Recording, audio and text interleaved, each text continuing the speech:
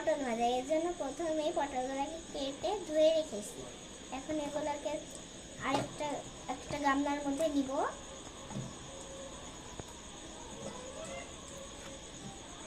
দিয়ে দিব স্বাদ মতো লবণ, তারপরে একটু লঙ্কার গুঁড়া। আমি বেশি ঝাল খেতে পারি না বলে অল্প করে দিলাম। আর তারপরে দিব আমি হলুদ, অল্প পরিমাণে হলুদ দিব। আর তারপর দিব একটু সরিষার তেল,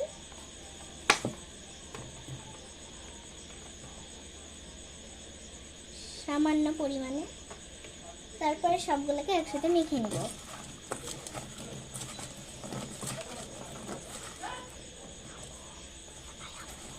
অন করো, অন করো, উঠে অন করো। তারপরে আমি চুলা অন করে তার মধ্যে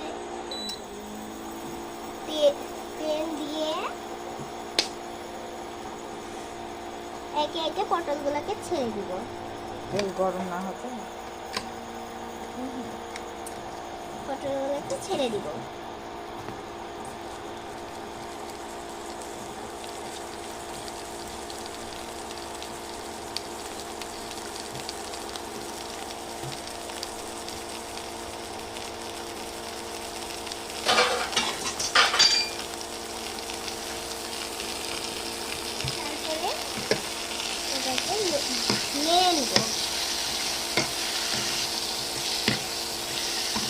এইভাবে আমি এইটাকে ভাজতে থাকবো যতক্ষণ না এটা হয়ে যাচ্ছে। এটা এক ধরনের গাঢ় সবুজ রঙে পরিবর্তন হবে।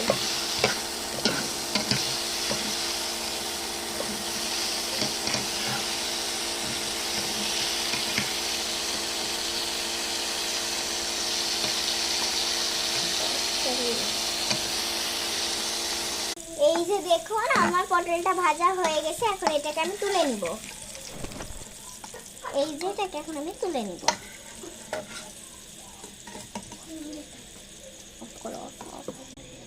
এই যে আমার এটা তোলা হয়ে গেছে। এখন এটাকে আমি টেস্ট করে দেখব।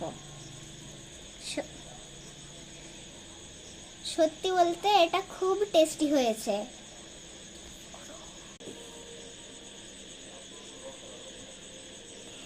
এখন আমার মা এটাকে টেস্ট করে দেখবে। হেব্বি সুন্দর।